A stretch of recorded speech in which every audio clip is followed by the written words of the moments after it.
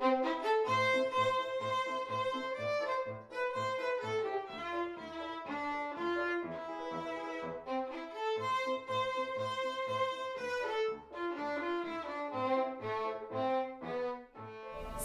spiccato exercises.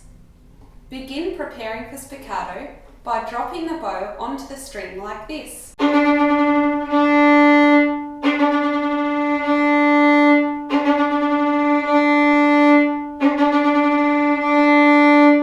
This is called ricochet bowing. Try the ricochet bowing now with different rhythms, like this.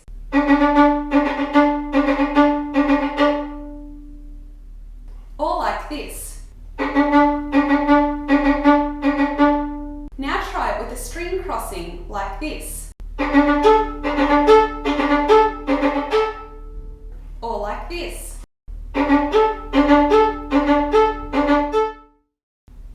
Now try maintaining an even spiccato. Try playing it lower in the bow, like this.